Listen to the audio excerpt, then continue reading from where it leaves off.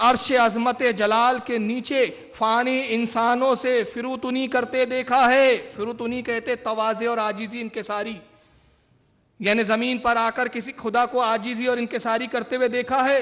तुम कभी तसव्वुर भी कर सके कि रब्बुल आलमीन अपनी किब्रियाइयों पर पर्दा डाल के तुम्हारे घरों में भी आकर रहेगा, तुमसे हम कलाम होगा, तुम्हारी खिदमतें करेगा?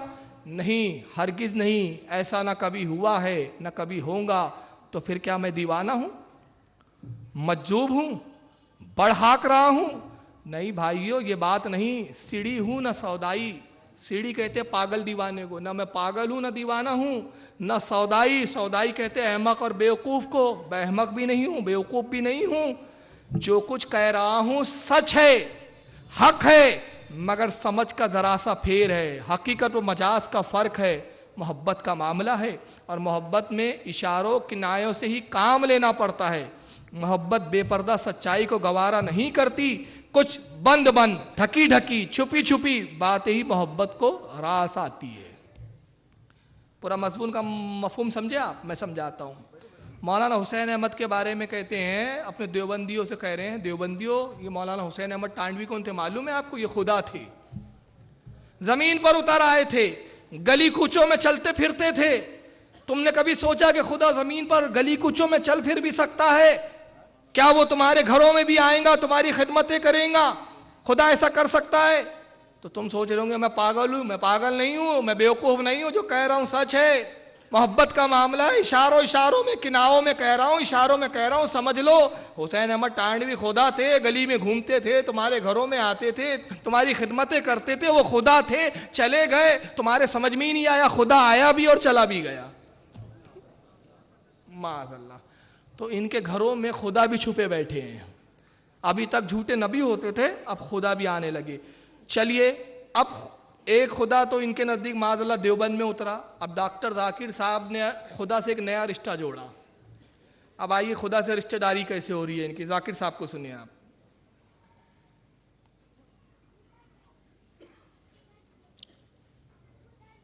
मैं एक सवाल आपको इस बारे में यही पूछना चाहता हूं कि मैं क्रिश्चियन आदमी हूं, मैं जीसस को मानता हूं और उसके वचनों को मैं पढ़ता हूं, और जब भी आपकी बात सुनी और उसमें से कुछ सवाल, एक ही सवाल मेरे मन में आया है, और वो सवाल मैं आपको ये जो मैं पढ़ चुका हूं, मेरे हाथ में मराठी बाइबल है, मैं नहीं पढ़ना चाहता हूं।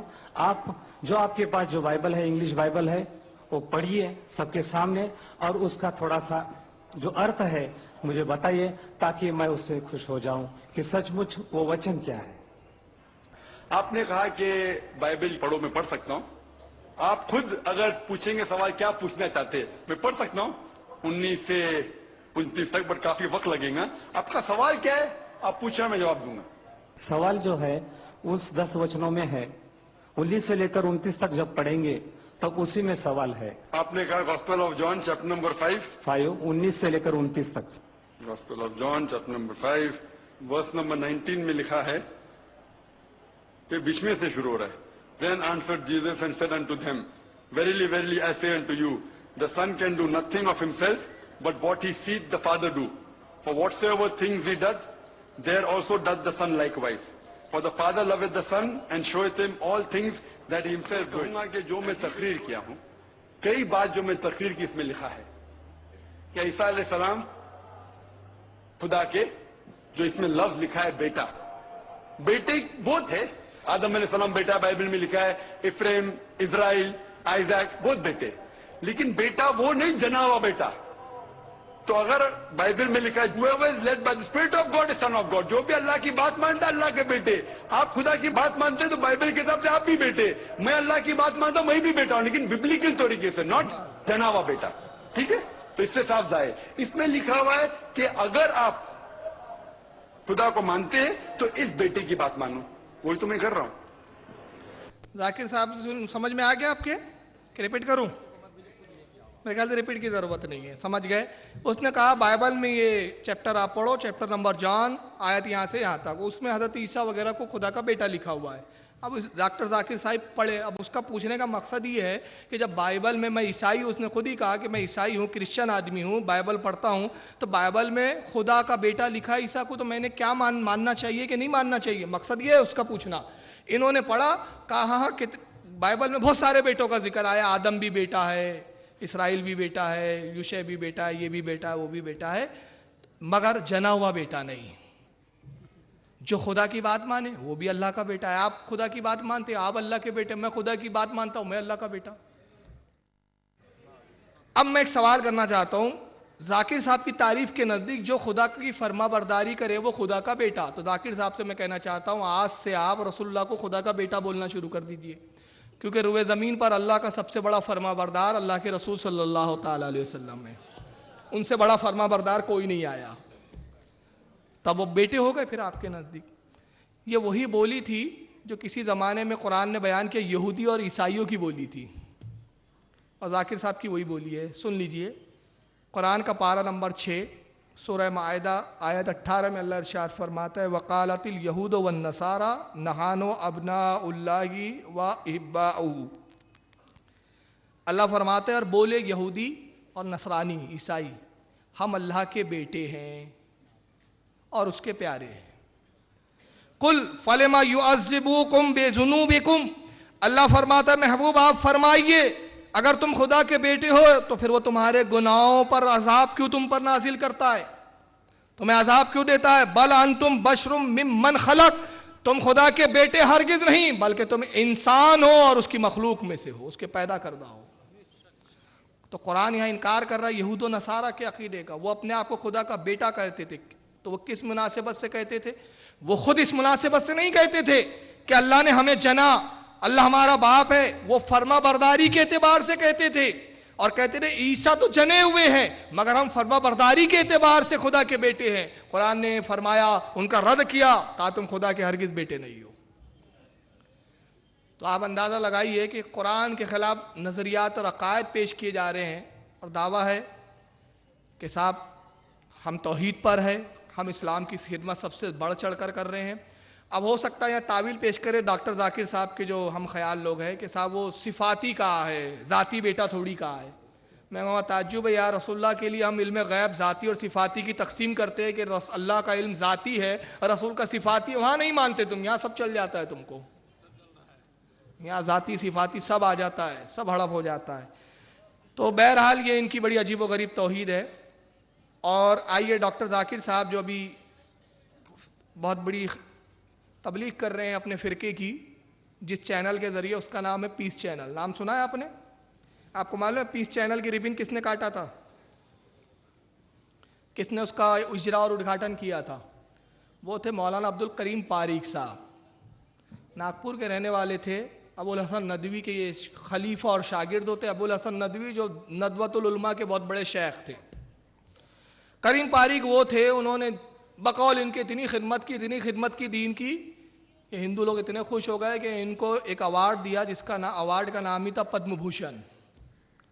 इन्होंने जाकिर नाइक के पीस चैनल की रिबन काटी, पीस चैनल का उद्घाटन किया। बहुत बड़े अल्लामा, बहुत बड़े मौलाना थे। कुरान के तर्जमे कई ज़बानों में इनके छपते हैं, मुफ्त में बांटे जाते हैं। सऊदिया इनका तर्जमा छापता है और जाकिर साहब इनकी तकरीरें, इनकी पुरानी, अब तो मर गई है, पुरानी तकरीरें खुद पीस चैनल पर दिखाते हैं। होता यह है 1995 में नागपुर में जो यूनिवर्सिटी है, नागपुर यूनिवर्सिटी, वहाँ के ग्राउंड पर हिंदुओं के बहुत बड़े गुरु जिनका नाम था विजयन सरस्वती, कांचीकाम कुट्टीपिटम के शंकराचार्य, वो आए हुए थे। तो पारिक साहब इस्तकबाल करने के लिए उनके पहुँचे, उनको शाल पहनाया, यहाँ तक तो अभी खैर चल जाएगा आगे। उन्होंने उनकी तारीफ में फिर एक किताब लिखी पारिक साहब ने, और उस किताब में क्या गुल खिलाए और तौहीद का क्या मजाक उड़ाया, ज़रा किताब की कुछ झलकियाँ देखिए। किताब का नाम है इंसानियत का पैगाम, इंसानियत के नाम अमन का पैगाम। बैकग्राउंड में उनकी फ़ोटो भी दिख रही है, कपड़ा ओढ़ लिया है कि मुझे अक्ल नहीं है, हमने हरी अक्लों पे पर्दे पड़े हुए हैं। ये पेटेंट इनका ट्रेडमार्क है। करीम पारिक साहब की किताब है, ये मेरे हाथ पे इस वक्त यहाँ मौजूद है। इंसानियत के नाम अमन का पैगाम। 1995 में कांचीकाम कुटीपीठम के शंकराचार्य विजय सरस्वती आए तो उनकी तारीफ में तकरीर कहते हुए पारिक साहब क्या कहते ज़रा सुनिए। सफ़ा नंबर इसका 6 है। यहाँ से उन्होंने तकरीर शुरू की, खुतबा पढ़ा, अल्हम्दुलिल्लाह रब्बिल आलमीन, अरबी में ऊपर खुतबा दिख रहा है। अभी शंकराचार्य के लिए जुमले कह रहे हैं, सुनिए। अगर हम ये सब जुमले अपने बुजुर्गों के लिए कहें तो हम मुशरिक बिद्दती, मगर यही ये जुमले गैर मुस्लिम की ताज़ीम में कहे तो ये तौहीद के ठेकेदार। कहते इज्जत माआब काबिल एहतराम धर्म गुरु शंकराचार्य जी, जिनके हमारे शहर में तशरीफ लाने से हम सब लोगों ने बड़ी खुशी महसूस की। चलिए, इनके नज़दीक इज्जत माआब भी है, काबिल एहतराम भी है। ऐसों का एहतराम इन्हीं को मुबारक हो। आइए सफ़ा नंबर 15 पे फिर उन्होंने एक इबारत लिखी इसी किताब में। उसमें क्या लिखते ज़रा सुनिए। इंसानियत के नाम अमन का पैगाम, मौलाना करीम पारी की किताब, सफ़ा नंबर इसका, एक मिनट, गलत किताब खुल गई वो, हाँ ये देखिए, सफ़ा नंबर 15 पर उन्होंने फिर एक बात लिखी यहाँ पे आगे। ये है सफ़ा नंबर 15। कहते हैं यहाँ के मखतूतात, यहाँ के तांबे के पत्रों पर लिखे खुतबात, यहाँ की मजहबी किताबें, यहाँ की नीम मजहबी अफसाने, यहाँ की गीता, गीता मालूम है ना क्या है? हिंदुओं की मैथोलॉजी, एक किताब है उनकी धार्मिक। यहाँ की गीता, उसके दर्शन को मैंने बहुत करीब से देखा है। दावा नहीं करता कि मैं सब कुछ जानता हूँ, लेकिन जितना ज़रूरी है इतना मैं जानता हूँ। ये कहने में कोई हर्ज नहीं समझता कि हिंदुओं के मिजाज में दर्द है, दया है, ममता है, करुणा है और समता है। इसका कुछ हिस्सा मुझे भी मिलना चाहिए, इसलिए कि मैं आपका भाई हूं। यानी मुसलमानों में दया नहीं है, मुसलमानों में ममता नहीं है, मुसलमानों में करुणा नहीं है, मुसलमानों में समता नहीं है। ये किन लोगों में है? हिंदुओं में। और ये छोटे भाई जा रहे हैं, दो ना कुछ, दो ना हमको भी खैरात, मुझे भी मिलना चाहिए इसका हिस्सा, मैं आपका भाई हूं। ये तौहीद वाले लोग हैं भाई। अब आइए इसी किताब के सफ़ा नंबर 12 पे पारिक साहब क्या लिखते हैं। वही किताब, इंसानियत के नाम अमन का पैगाम। सैयद मोइनवी आ रहे हैं, जी जी। इस्तकबाल की नारा लगा लेते हैं। नारे तकबीर, नारे रिसालत, नारे रिसालत। हुजूर सैयदुल उलमा शहजादा सिमना, शहजादा सिमना हज़रत अल्लामा सैयद मोइनुद्दीन अशरफ साहब किबला, नारे तकबीर, नारे तकबीर, नारे रिसालत, उलमाए अहले सुन्नत, चमनिस्ताने रिसालत के फूल, साहबजादे शहीद राह मदीना सैयद मोइनुल उलमा, नारे तकबीर, नारे रिसालत, फैजाने गरीब नवाज फाउंडेशन, नारे तकबीर। हजरत का इस प्रोग्राम में तहे दिल से कमेटी के सारे अराकीन इस्तकबाल करते हैं।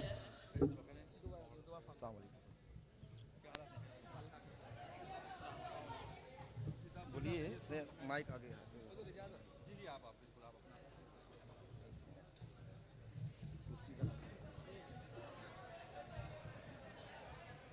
और सब खरीद लो, खरीद।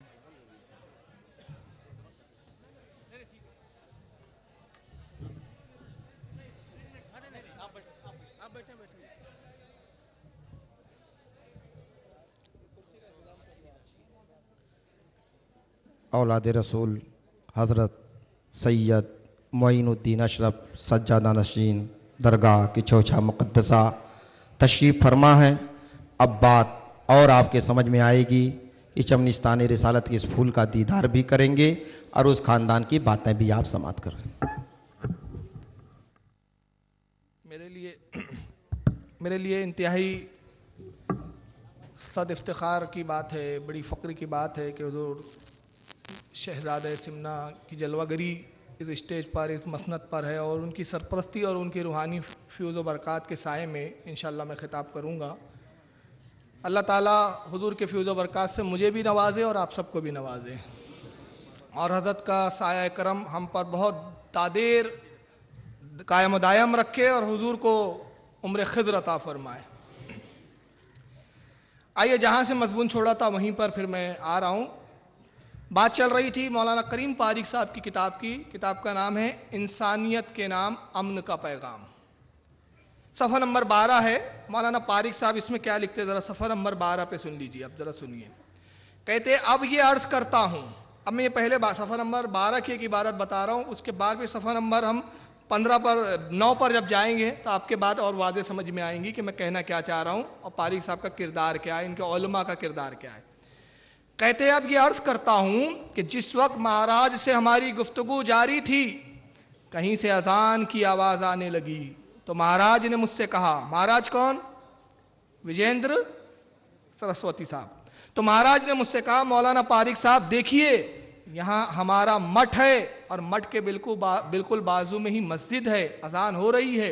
इस वक्त मैंने महाराज से अर्ज़ किया, क्या ही अच्छा हो कि अयोध्या में एक तरफ तो मस्जिद से अजान की आवाज़ आए और दूसरी तरफ आपका मठ हो और आप जैसे इंसाफ पसंद बड़े और अच्छे इंसान हमारे पड़ोसी हो। ये इबारत से मैं ये बता रहा हूँ पहले कि पारिक साहब जब विजेंद्र सरस्वती जी से मिलने गए तो उनके मठ में बैठे हुए थे, अजान की आवाज़ आ रही थी। महाराज ने कहा उनसे, विजेंद्र सरस्वती जी ने कहा कि मौलाना पारिक साहब अजान हो रही है। इसका मतलब क्या था कि मस्जिद करीब थी। मस्जिद कहाँ थी? तभी तो अजान की आवाज़ आ रही थी। और विजेंद्र सरस्वती जी बताना ये चाह रहे कि मौलाना आपकी नमाज का वक्त हो गया है। तो मौलाना करीम साहब पारिक साहब ने नमाज पढ़ी और फिर वो नमाज कहाँ पढ़ी, सफ़ा नंबर 9 पर देखते हैं कि नमाज पढ़ते कहाँ पर है और किस आलम में पढ़ते हैं। सुनिए सफ़ा नंबर ये 9 आपके सामने आ रहा है। कहते हिंदुस्तान की जो धरती है उसमें मैंने शंकराचार्य जी के मिजाज को और उनके भले बर्ताव को देखा है। मैं जब पहली मर्तबा उनके यहाँ गया, दुनिया इंसानियत के मशहूर तरीन आलिम दीन हज़रत मौलाना अली मियाँ साहब, अब अली मियाँ नदवतुल उलमा के जो नदवी थे, अली मियाँ नदवी मद्दिल्ला वाली हमारे साथ थे और एक अच्छा काफिला था। हमारी नमाज का जब वक्त हो गया तो महाराज से हमने कहा कि नमाज के बाद बात हो तो अच्छा है। तब महाराज ने हमारी नमाज का इंतज़ाम कांचीकाम कुटीपीठम में आश्रम के अंदर किया। वो नमाज हमने इस हाल में पढ़ी कि हमारी आंखें आंसुओं से पुर थी। कहाँ नमाज पढ़ी पारिक साहब ने? मठ में। आप मस्जिद अगर दरगाह के बाजू बना लो तो इनके अकीदे के मुताबिक शिरक हो गया हो।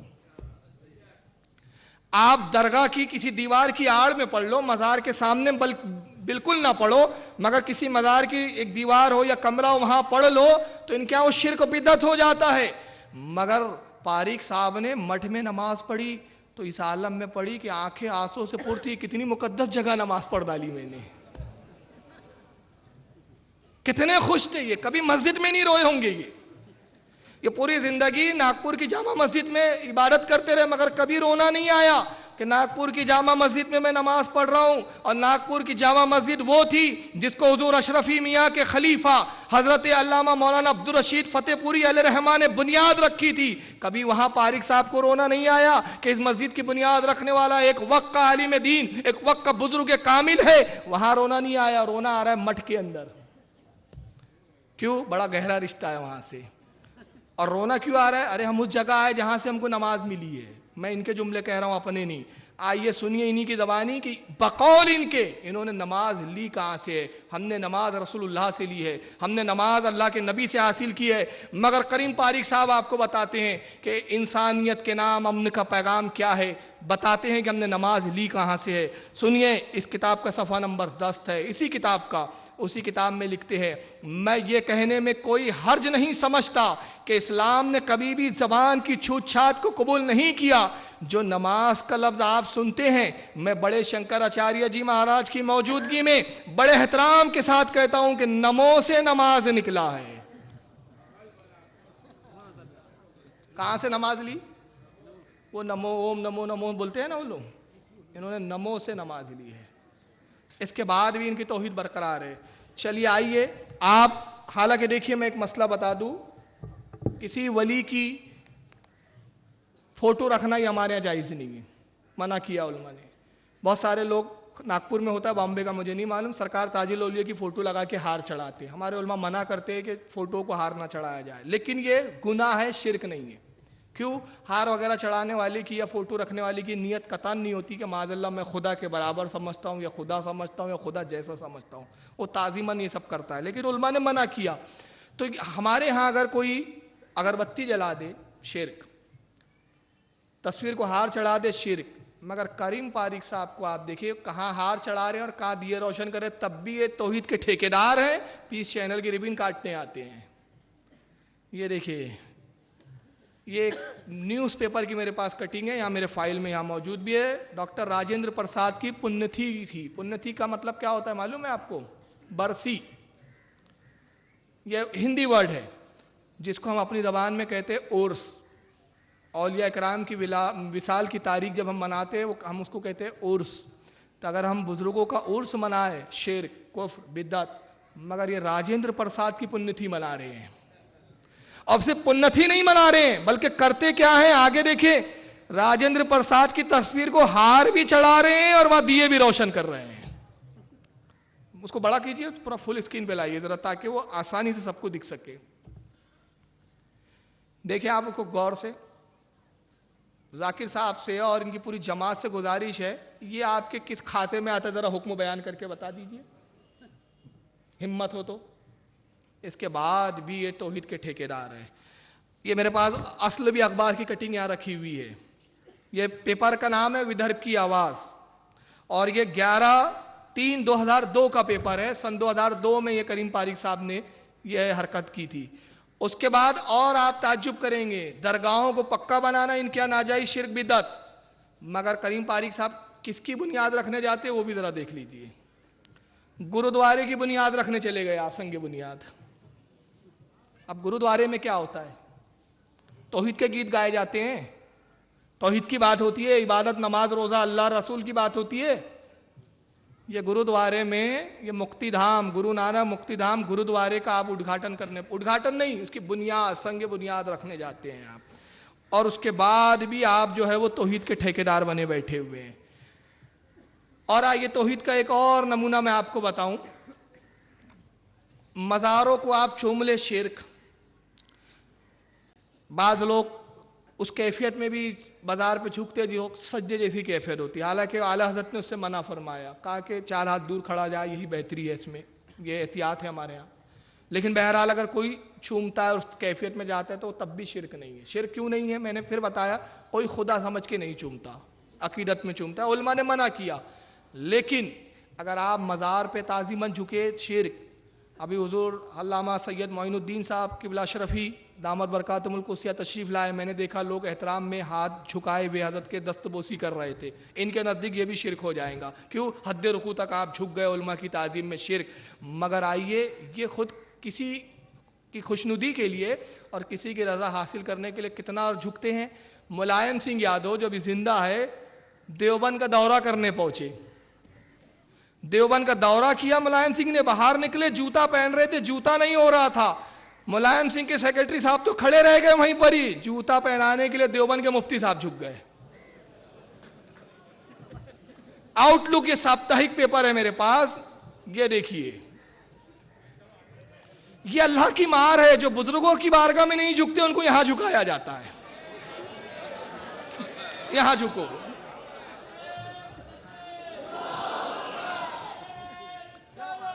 ये है तौहीद की ठेकेदारी इनकी।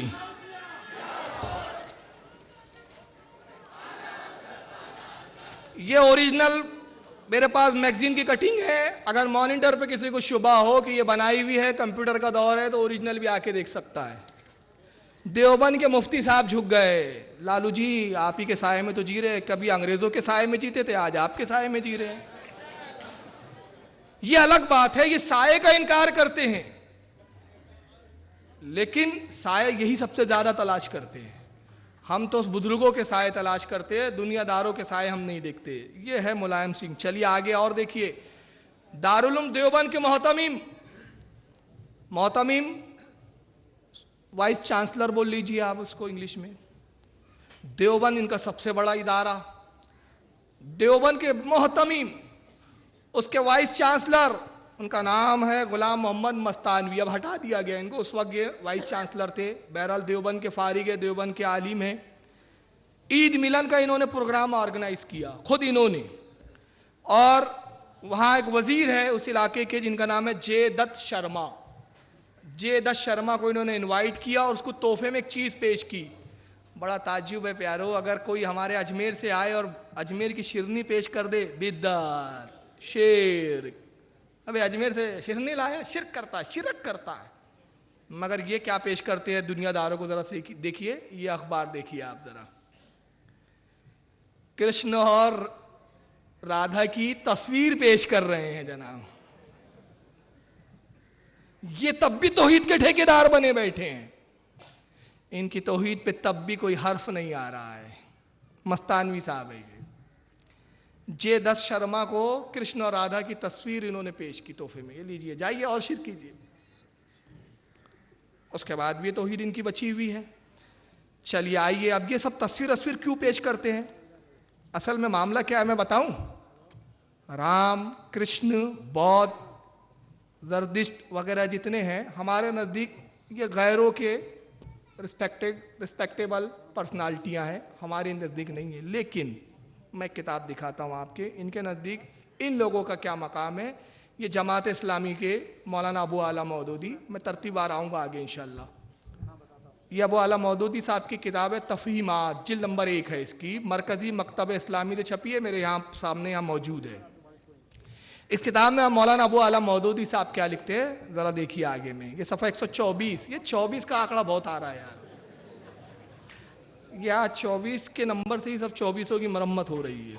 सफ़ा नंबर 124, अबू आला मौदूदी लिखते हैं, सब जगह अल्लाह के रसूल अल्लाह की किताबें लेकर आए हैं और बहुत मुमकिन है कि बौद्ध, कृष्ण, राम, कन्फ्यूजिस, जरदिश्त, मानी, सुकरात, फीसागोरस वगैरह हम इन्हीं रसूलों में से हो। यही अकीदा एज इट इज। अभी आगे मैं बताऊंगा किसका और है। इनके नजदीक, अबू आला मौदूदी साहब के नजदीक राम कौन है? नबी। कृष्ण कौन है? नबी। अब आइए इनको भी सुन लीजिए। इसीलिए वेद अगर खुदा की किताब थी उस वक्त के लिए थी, उन लोग के लिए थी। आज हमें मानना चाहिए आखिरी किताब कुरान मजीद। इसी तरीके से एक शख्स ने मुझसे पूछा था, क्या मान सकते हैं कि श्री राम और श्री कृष्ण खुदा के भेजे हुए पैगंबर है? कुरान में आता है सूरह फातिर सूरा नंबर 35 आयत नंबर 24 में कि अल्लाह ने हर कौम के पास एक पैगंबर भेजा है। नाम से सिर्फ 25 पैगंबरों का जिक्र है कुरान में। तो अगर कोई शख्स मुझसे पूछता है कि श्री कृष्ण या श्री राम क्या पैगंबर हो सकते हैं खुदा के, तो मैं ये कह सकता हूं क्योंकि उनका नाम कुरान में मौजूद नहीं है, हो भी सकते हैं, नहीं भी हो सकते हैं। यानी हो भी सकते हैं, मुमकिन है। अब देखिए मैं एक बात यहां कहना चाहता हूं, अभी मैं इस बहस में नहीं जाना चाहता इनकी बहस क्या कहना है। इन्होंने कयास से काम लिया कि नहीं लिया? मगर जब हम इमामों का कयास पेश करें तो ये हमको सुनाते सबसे पहला कयास करने वाला इब्लीस है। तो ये जाकिर नाइक साहब ये कयास करके कि हो भी सकते हैं, नहीं भी हो सकते हैं, खुद क्या हुए? मैं नहीं कह रहा भाई, आप लोग कह सकते हो यार बॉम्बे वाले। तो कहने का मतलब हो भी सकते हैं, नहीं भी हो सकते। अब सवाल ये पैदा होता है, देखिए हम किसी के माबूदों को बुरा नहीं कह रहे, हमारा मकसद नहीं है, हमारा इस्लाम से। और जब प्रूफ नहीं है तो आप किस कयास की बिना पर कह रहे हैं? और फिर कह भी रहा है कि कुरान में नाम नहीं है, तो जब कुरान में नाम नहीं है तो हो सकते हैं, फिर तू क्यों कह रहा है? अब जाकिर साहब ने तो एहतियात की, उन्होंने कहा कि राम हो भी सकते हैं, नहीं भी हो सकते हैं। लेकिन इनके एक बुजुर्ग इन्होंने कहा कि हो सकते नहीं है बल्कि होते हैं। किताब का नाम है हदियतुल महदी, सफ़ा नंबर 85 जिल्द 1। उस पर वो लिखते हैं, ये मौलाना वहीदुज्जमा की किताब, कहते हैं रामचंद्र, लक्ष्मण, कृष्ण, बौद्ध, सुकरात, फीसागोरस ये सब अंबियाए सालिहीन में से है। और उसके बाद फिर अरबी में लिखा, आमन्ना बेजमील अंबियाए व रसूलिही ला नुफर्रिकु बैन अहदिम मिनहुम व नहनु लहु मुस्लिमून। और हम पर लाजिम है कि हम इन पर ईमान लाए, और हम कहे कि हम ईमान लाए हम तमाम अंबिया पर, रसूलों पर, और हम रसूल होने में इनमें किसी में फ़र्क नहीं करते। मतलब जिस तरह राम को हम नबी मानते बाज़ल्लाह, उसी तरह हम हज़रत ईसा अलैहिस्सलाम को भी नबी मानते, मूसा अलैहिस्सलाम को भी मानते, रसूलुल्लाह को भी मानते, हम इनमें फ़र्क नहीं करते। लेकिन आप देखें राम को जिसका वजूद भी प्रूफ नहीं है, उसको प्रूफ करने के लिए ये कुरान की आयत तक पढ़ रहे हैं जाकिर साहब कि कुरान में आया हर जगह अल्लाह के नबी आए, मगर जो नबी है जिनके बारे में हमारे बुजुर्ग और सालिहीन की किताबों में है कि हज़रत खिज़र अलैहिस्सलाम अल्लाह के नबी है, बाद ने का औलिया है, हयात है, जिंदा है, क़यामत तक रहेंगे, मगर उनके बारे में इनका लबो लहजा क्या है ज़रा सुनिए। जिनके बारे में इस्लामिक स्कॉलर बड़े बड़े बुजुर्गों ने लिखा, उनके बारे में इनका लहजा सुनिए क्या होता है। अब्दाल में से एक शख्स ने हजरत खिज़र से दरियाफ्त किया कि तुमने अपने से ज्यादा मर्तबा वाला कोई वली भी देखा? ये खिज़र कौन है ना, मैंने बताया है, वो खिज़र तो मूसा के जमाने में मर गए थे। ये खिज़र इन सूफियों का शैतान, ये सूफियों का शैतान है। ये सब सूफी मनुष्य लोग हैं, कादरी, नक्शबंदी, चिश्ती, शहरवर्दी, साबरी, कलियरी, सब सिलसिलों में। हज़रत खिज़र को तो माज़अल्लाह शैतान बोल रहा है, कहता वजूद ही नहीं है इनका। जो हज़रत खिज़र थे वो, हाँ महराज रब्बानी जी, तो ये हज़रत मूसा अलैहिस्सलाम के ज़माने में हज़रत खिज़र का विसाल हो गया। ये जो सूफिया इकराम की किताबों में है कि खिज़र ज़िंदा है, मुलाकातें करते हैं बुजुर्गान दीन से, ये माज़अल्लाह बोलता है ये सूफियों का शैतान है। तो जो बुजुर्गों से जो प्रूफ है वो इनको हज़म नहीं होता, जो गैरों की किताबों में ये बिल्कुल इनको हज़म हो जाता है, इसलिए कि वो इनके नज़दीक काबिल एहतराम है। नतीजा क्या होता है, और ये कह रहे हैं कि हम इस्लाम का प्रचार कर रहे हैं, हम कुफ्र को मिटा रहे हैं। अरे तुम कुफ्र और शिर्क को मिटा नहीं रहे हो, बल्कि इसको बढ़ावा दे रहे हो। और जो हकीकी मायनों में सुन्नी सही अकीदा है, जो तौहीद के मानने वाले हैं, उनको तुम मुशरिक करार दे रहे हो। अब आइए ये क्लिप जरा देखें। एक फेस्टिवल होता है बहुत बड़ा सल्फियों का, मैं इसकी कुछ झलक दिखा रहा हूँ। बहुत बड़ा ये फेस्टिवल की वीडियो है, नेट पे डली हुई है, नेट से ही मैंने ली है। एक फेस्टिवल होता है जिसका नाम है सलाफी फेस्टिवल। ये गैर मुकल्लिदीन मनाते हैं। कहाँ होता है ये? कलकत्ता के अंदर। और उसमें होता क्या है ज़रा देखिए इस फेस्टिवल की झलक। और जाकिर साहब से और इनकी जमात से मैं पूछना चाहता हूँ, तुम्हारे नज़दीक अगर ये सब तौहीद के खाने में, तो ज़रा साबित करके बताओ। ये देखिए, على ايش بتعاديني، على ايش بتعاديني، وعم تتستر بديني، وعم تتستر بديني، والمسلم مؤمن بالله، والمسلم مؤمن بالله، ربي ما إله اشباه، افهم قولي وتبيني. ربي موجود بلا مكان، لا يجري عليه زمان، هاي يقولوا كل مسلم، العادي والمتعلم والعقل بيشهد بصدقه. على ايش بتعاديني وعم تتستر بديني، وعم تتستر بديني. आपने देखा, मैंने कुछ झलकियां दिखाई, गैरों का की नकल कर रहे हैं उसमें, तब भी तौहीद बाकी है। वो गैरों के देवी देवता बन रहे, तब भी तौहीद बाकी है। पीस चैनल पे एक प्रोग्राम आता है जाकिर साहब का, अब उसमें क्या होता है जरा देखिए, सुन लीजिए, ये भी जरा देख लीजिए एक झलक।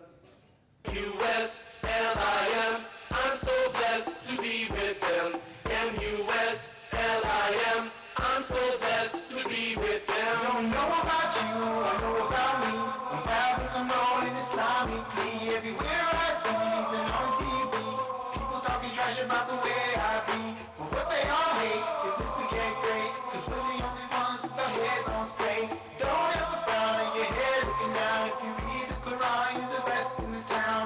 M-U-S-L-I-M, I'm so glad. Is Kids कल रात 7:30 बजे इंडिया में और शाम 5 बजे सऊदी अरेबिया में। ये बच्चों को जो है ये कैरेक्टर करवा रहे हैं दूसरे। मैं इस पर कोई हुक्म नहीं लगा रहा हूँ, मैं बोलता हूँ अगर मिलादुन्नबी में हमारे यहाँ के बच्चे छोटी छोटी झंडियाँ लेके नबी के नारे लगाए तो बिद्दा शिर्क कुफ्र सब नजर आने लगता है तुमको।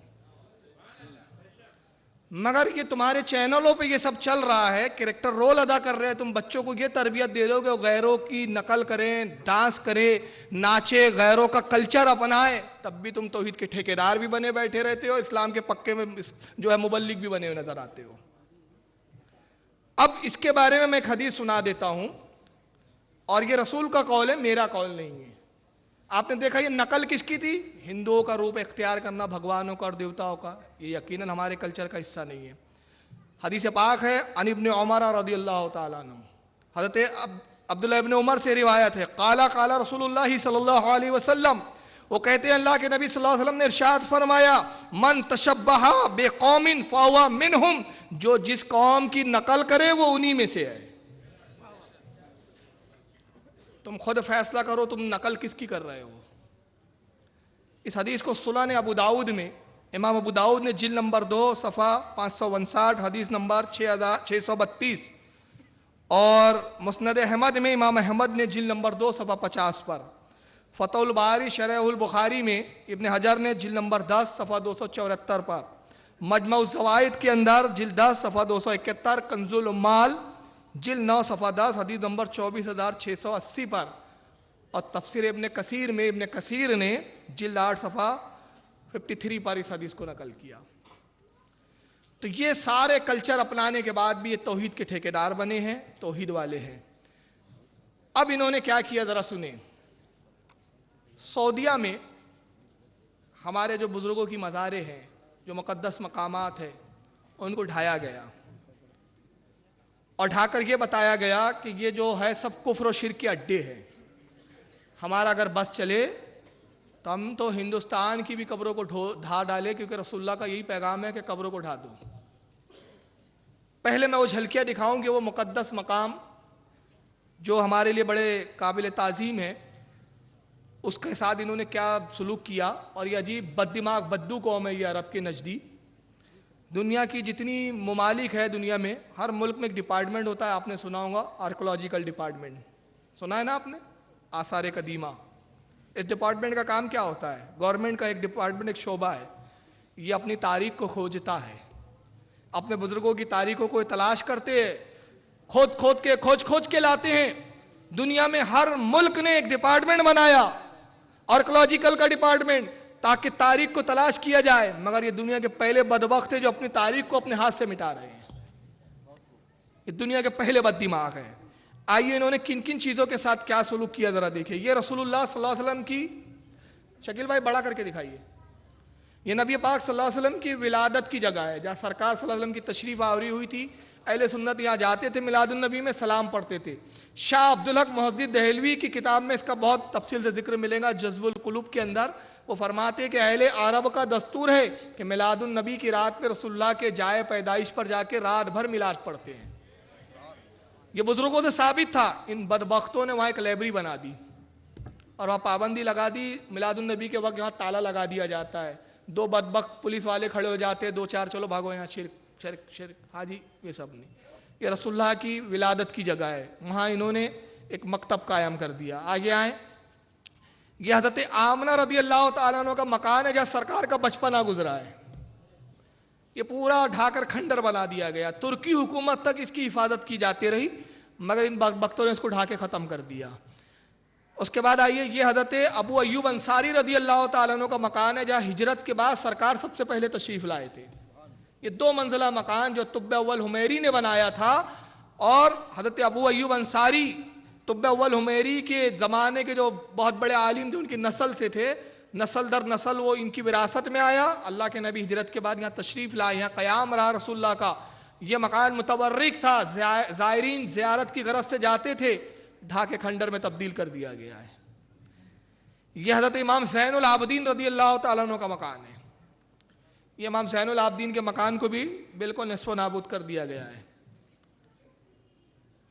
ये जन्नतुल बकी है, 1925 तक जन्नतुल बकी की ये कैफियत थी। जो एक बड़ा कुब्बा, आपको पूरा फुल में दिखाइए, मुझे मत दिखाइए, मजमे को भी हटा दीजिए आप शकील भाई, अब ये काम की चीज़ें है।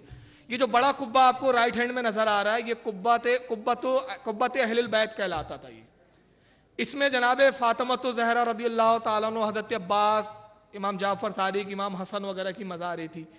ये जन्नतुल बकी पुराने उसकी तस्वीरें इस शक्ल में था, और उसके बाद इन नजदी हुकूमत ने ढाया और ढा के उसको आज इस कैफियत में कर दिया है।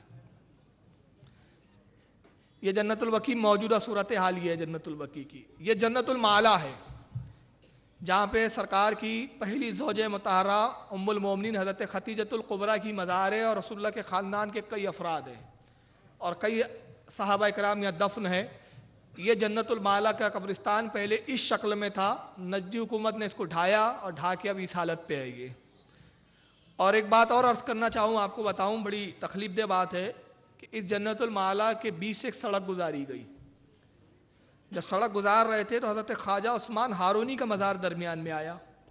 तो हमारी हिंदुस्तान की हुकूमत गैर मुस्लिम होने के बाद भी इतना तो एहतराम करती है कि अगर कोई दरगाह आ जाए तो सड़क को तिरछा कर दिया जाता है, प्लान चेंज कर दिया जाता है। मगर इन बदबख्तों ने ख्वाजा उस्मान हारूनी की मज़ार पे से सड़क गुजार दी। ये हज़रत आमना रदी अल्लाह ताला सरकार की वालदा मोहतरमा की मज़ार है, जिसको ढाकर इन्होंने निस्फ़ो नाबूद कर दिया और यहाँ कचरों के अंबार डालने शुरू कर दिए। और इसके ताल्लुक से आज से तकरीबन 10 साल पहले पाकिस्तान के एम्बेसी के 2 या 3 लोग गए थे। मेरे पास इसकी पूरी रिकॉर्ड वो है, बाकायदा प्रूफ। जब वो वहाँ फातिहा पढ़ रहे थे तो वहाँ के नजदी पुलिस वालों ने उनको पकड़ लिया। उनको मालूम नहीं था ये पाकिस्तान एम्बेसी के हैं। पकड़ने के बाद उनको ले आके वो काजी के सामने पेश कर दिया कि ये कब्र पे शिरक व बिदअत कर रहे थे। इत्तेफाक से उनको अरबी आती थी, इन्होंने अरबी में गुफ्तगू की। तो काजी ने कहा कि ये एक काफिरा की मज़ार है माज़अल्लाह, और वहाँ पे जाना जो है वो कुफ्र शिरक है। उन्होंने कहा पाकिस्तान एम्बेसी के, हमारी बात करवाई जाए पाकिस्तान एम्बेसी से। उन्होंने पहले यकीन नहीं किया, 2 दिन उनको जेल में लॉकअप में रखा। उसके बाद काजी से बहुत बहस हुई उनकी। जब उन्होंने फ़ोन कराया, मालूम हुआ वाकई पाकिस्तान से इनका ताल्लुक़ है, तो कहा कि अब यहाँ से चुपचाप सीधा चले जाओ, वरना हम तुमको गायब कर देंगे, फिर देख लेंगे जो होना है होगा। वो जब आए तो उन्होंने हिंदुस्तान, पाकिस्तान, बांग्लादेश, जहाँ जहाँ अहले सुन्नत है, बड़े बड़े इदारों में बाकायदा इसकी रिपोर्टिंग भेजी। उस वक्त नागपुर में दारुल उलूम अमजदिया में भी वो एक पूरा उनका ख़त आया था। उस वक्त मैं अमजदिया के अंदर मेंबर था और उम्दतुल मुहक्किकीन हज़रत मुफ्ती ग़ुलाम मोहम्मद साहब क़िबला अलैहि रहमा उस वक्त वहाँ के मोहतमिम थे। तो वो हज़रत से वो काफ़ी मुझे मिली और उसमें पूरी रुदात छपी थी। और उन्होंने तमाम अहले सुन्नत के बड़े बड़े इदारों में वो लेटर लिख के कहा था कि रसूलुल्लाह की वालदा के ईमान के बारे में हमारी किताबों में क्या है वो आप तहरीर करके भेजिए, वो सारे फतावे हम अमेरिका में, वहाँ सऊदीया में भेजेंगे। तो हज़रत आमना को माज़अल्लाह ये काफिरा कहते हैं माज़अल्लाह। और तज़किरतुर रशीद के फतावे रशीदिया में रशीद अहमद गंगोही से किसी ने पूछा कि रसूलुल्लाह के वालिदैन मोमिन है या काफिर, तो रशीद अहमद गंगोही जवाब देते हैं कि रसूलुल्लाह के वालिदैन काफिर है। और उसी किताब में लिखा यजीद मोमिन है। मैं बिश्ती मोहल्ले में इस पर पूरा बयान कर चुका हूँ और मैंने वहाँ एक दलील दी थी, क्योंकि इश्क की बात है, मैं रिपीट कर देता हूँ क्योंकि मजमा बड़ा वसी है। मैंने कहा था कि उम्मुल मोमिन हज़रत आमना रदी अल्लाह ताला अन्हु का मोमिन होना तो ऐसा मुसल्लम है। हज़रत अल्लामा इस्माइल हक्की रहमतुल्लाह ताला अलैह तफ़सीर रूहुल बयान में फरमाते हैं कि हज़रत यूनुस अलैहिस्सलाम को जिस मछली ने निगला था, 40 दिन आप उस मछली के शिकम में रहे, 40 दिन के बाद उस मछली ने आपको उगला, तो अल्लाह ने उस मछली से खिताब किया, फरमाया मछली तू मेरे नबी को, मेरे एक पैगंबर को अपने शिकम में लेकर गर्दिश करते रही, दरिया में घूमती रही, इसकी हिफाजत किया, बता इसका इनाम क्या चाहती है। मछली ने कहा रब्बे कायनात, मैं ये इनाम चाहती हूँ कि तेरे महबूब की जो नहर कौसर है जन्नत में, मुझे उसमें डाल दे ताकि मैं जन्नतियों के साथ खेलूँ। अल्लाह ने डाल दिया, जन्नत में वो मछली मौजूद है और हमेशा रहेंगी, जन्नती उससे दिल लुभाएंगे। अल्लामा इस्माइल हक्की फरमाते हैं अजीज गौर तो कर, वो मछली जिसमें यूनुस 40 दिन रहे वो जन्नती है, जिस शिकम में नबियों का सरदार 9 माह रहा है।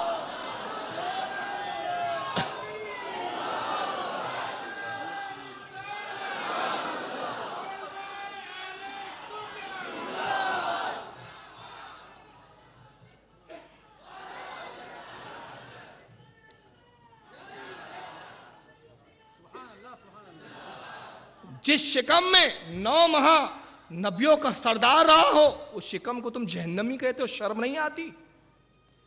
और तुम्हें अपने काफिर कहने का बड़ा दर्द होता है। जब हम कहते हैं कि इमाम अहमद रज़ा ने तुम्हें काफिर कहा, तो कहते काफिर को भी काफिर नहीं कहना चाहिए। अच्छा, ये मुँह और मसूर की दाल? अरे तुम तो ऐसे बदतर काफिर हो, ऐसे बदतरीन काफिर हो। हुस्सामुल हरमैन में हज़रत अल्लामा अबू सालेह रहमतुल्लाह अलैह फरमाते हैं ये ऐसे बदतरीन काफिर है कि काफिर को भी इनकी सोबत से बचाओ। क्योंकि आज काफिर है, तौफीक दिया अल्लाह ने तो ईमान ले आएगा, जन्नती हो जाएगा। इनकी तौफीक में कलमा पढ़ भी लिया तो और जहन्नम के गड़े गार में चला जाएगा, कहीं का नहीं छोड़ेंगे ये लोग। तो ये मुकद्दस मकामात के साथ इन्होंने किया। और प्लानिंग क्या है, अब जरा इनकी प्लानिंग इन्हीं के जुमलों में आगे मैं सुनाता हूं आपको, सुनिए। कब्रों के ताल्लुक से इनका नजरिया क्या है ये तौसीब। और अगर इस्लामी हुकूमत हो और मुवाहिदों के हाथ में हुकूमत आ जाए तो ये धरती कभी भी इन कब्रों के साथ नहीं रह सकती, इस धरती को पाक कर दिया जाता है। अल्लाह रहमत करे।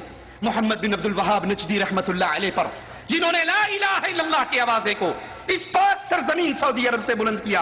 मोहम्मद बिन सऊद से अल्लाह राजी हो राहिमहुल्लाह, उन्होंने इमाम मोहम्मद का साथ दिया। और ये धरती जहां पर दरबार लसूड़ी शाह, फसूड़ी शाह, एट शाह, कामा वाली सरकार के नहीं थे, जहां जैद बिन खत्ताब का कुब्बा था, जहां खुदीजा के दरबार थे, जहां सहाबा की कब्रें थी, इन सारे दरबारों से इस धरती को पाक करके, जहां जैद बिन खत्ताब का कुब्बा था, जहां खुदीजा के दरबार थे, जहां सहाबा की कब्रें थी, इन सारे दरबारों से इस धरती को पाक करके यहां एक अल्लाह के घर को छोड़ा गया और ऐलान किया गया, लोगों ये पेशानी झुक सकती है तो अर्श वाले के सामने, और बंदे की पेशानी बंदे के सामने नहीं झुका करती।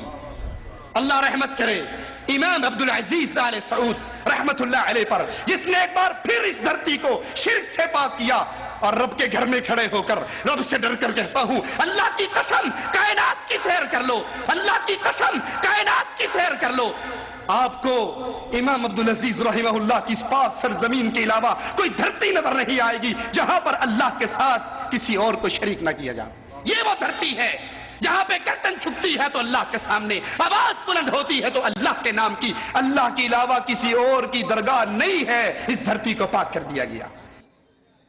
इसके कुछ जुमले सुनाता हूं मैं।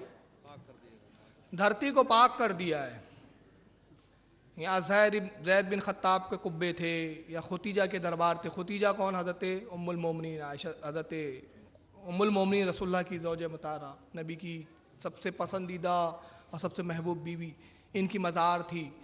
इन मज़ारों को पाक कर दिया अब्दुल वहाब नजदी ने। माज़अल्लाह ये थे तो सब नापाक थे। ये अंदाज लगाइए कितनी जहर भरा हुआ इन लोगों में। और फिर ऐलान किया कि पेशानी झुक सकती है तो अल्लाह के सामने, अल्लाह के अलावा किसी के सामने पेशानी नहीं झूम सकती। यहाँ पर सिर्फ एक ही दरबार, एक ही दरगाह रह सकती है, और वो है अल्लाह की दरगाह। मेरे समझ में नहीं आएगी अल्लाह की दरगाह कहाँ से आ गई। हमारे यहाँ दरगाह किसको बोला जाता है? अब वो दरगाह के मायने लफ्ज़ी लाएंगे, वो दरगाह बारगाह भी होती है और ये भी होती है, लेकिन उमूमी तौर पर जब दरगाह का लफ्ज़ का इतलाक़ होता है जहाँ साहिब कब्र हो। तो अब आइए, ये इनके जुमले थे। अब ये दूसरे साहब को सुनिए, महराज रब्बानी साहब को, कि जहां भी कोई मूर्ति नजर आए उसको खत्म कर दो, वला कब्रन मुशरिफन इल्ला सवैता, और जहां कहीं भी ऊंची पुख्ता कब्र नजर आए उसे पस्त कर दो। ये नबियों का काम है, ये सहाबा का काम है। मुसलमानों उठो और इन बने हुए दरगाहियों को और इन बने हुए कब्रों को, इनको बम ब्लास्ट कर दो, इनको उड़ा दो, इस दुनिया से नीस्तो नाबूद हो जाएं, ताकि सिर्फ अल्लाह वहदहु ला शरीक की मस्जिदें इस दुनिया के ऊपर रहें, जो अल्लाह का घर हैं। ये शैतानों का घर हैं, जहां मंदिरों से भी बदतर हैं। तुम जहाद की बात, हमें यहीं पे गुस्सा आता है जब लोग जहाद की बात करते हैं। जहाद करेंगे, जहाद करेंगे, जहाद करेंगे। अबे पहले अपनी मंदिरों को तोड़, पहले इन मंदिरों को तोड़, फिर हिंदुओं की मंदिरें खुद ब खुद जो है तुम्हारे नारों से खत्म हो जाएंगी और हिंदू बेचारा मुसलमान हो जाएगा। इसलिए मुसलमानों उठो, और नौजवानों खास तौर से ये मेरी नसीहत है, और जहां कहीं भी मेरी आवाज जाए, दुनिया से इन सारे मदारों को पस्त कर दो, और इन बुजुर्गों की सीनों के ऊपर इन जालिमों ने जो इनकी हड्डियां बेच बेच खाने के लिए खानका और दरगाहें बनाए हैं, अगर ये आड़े आए तो इनको खत्म कर दो, दुनिया मिटा दो, शिर्क मिट जाएगा, खत्म हो जाएगा।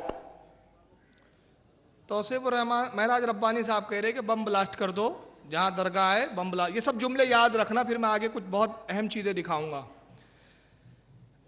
अब मैं कहना यहां ये चाहता हूं बड़ी संजीदगी के साथ, तौसीफुर रहमान साहब और इन्होंने कहा कि रसूलुल्लाह ने हुक्म दिया, महराज रब्बानी ने कहा कि सरकार ने हुक्म दिया कि जहाँ भी जो पक्की कब्र दिखे उसको ढा दो। मेरा एक सवाल है छोटा सा, वो कब्रें किसकी थी जिसके ढाने का हुक्म दिया गया? वो कब्रें सहाबा कराम की थी? अगर सहाबा की थी तो फिर वो कब्रें तो रसूलुल्लाह के ज़माने में ही बनी होंगी, सरकार की मौजूदगी में बनी होंगी, तो फिर खिलाफ शरा कैसे बनी? तो इसका मतलब ये हुआ कि वो कब्रें मुशरिकीन की थी वो। और ये मैं नहीं कहता, खुद तौसीफुर रहमान भी इसका इकरार कर रहा है, जरा सुन लीजिए। रसूलुल्लाह सल्लल्लाहु अलैहि वसल्लम ने मक्के को फतह किया, हजरत अली को कहा, अली जाओ हर बुत को तोड़ डालो, हर ऊंची कब्र को मिला दो, हर पक्की कब्र को तोड़ डालो। औ कमा क़ाल अलैहि सलातु वस्सलाम। सही मुस्लिम की रिवायत, इन पीरों को, इन पगाड़ों को कब्रों के मुजावर सज्जादा नशीनों को और इन मौलवियों मुफ्तियों को और हराम खाने वाले हमारे मुल्क के इन मुल्लाओं को ये हदीस शरीफ बताई जाए कि जालिम हजरत अली इब्ने अबी तालिब रज़ी अल्लाह ताला अन्हु ने अपने गुलाम अबुल हय्याज को ये कह करके भेजा कि क्या मैं तुझे उस काम के लिए न भेजूं जिस काम के लिए मुझे नबी करीम सल्लल्लाहु अलैहि वसल्लम ने भेजा था, कि जहां भी कोई मूर्ति नजर आए उसको खत्म कर दो, वला कब्रन मुशरिफन इल्ला सवैता, और जहां कहीं भी ऊंची पुख्ता कब्र नजर आए उसे पस्त कर दो। ये नबियों का काम है, ये सहाबा का काम है। खुद महराज रब्बानी और तौसीर रहमान ने एक बात कही कि जब रसूलुल्लाह ने मक्का फतह किया तो आपने फरमाया जहां भी कोई बुत नजर आए उसको ढा दो और जहां भी कब्र आए, तो बुत के साथ कब्रों का जिक्र आया। इसका मतलब ये था कि वो कब्रें मुशरिकीन की थी, मोमिनीन की नहीं थी, जो ढाने की बात की गई। अब आइए दूसरा, मैं इसकी एक दलील देता हूं। अगर कब्रों को निस्फ नाबूद करना रसूलुल्लाह का तरीक़ेकार था तो फिर इस हदीस का जवाब क्या होगा? हदीस पाक ये अबू दाऊद शरीफ की हदीस है, जिल्द नंबर 2 किताबुल जनाइज़, हदीस नंबर 1432, और इसको इब्ने माजा ने भी बाब माजा फील जनाइज़ के अंदर इसको नकल किया, हदीस नंबर 1561 के तहत। जी जी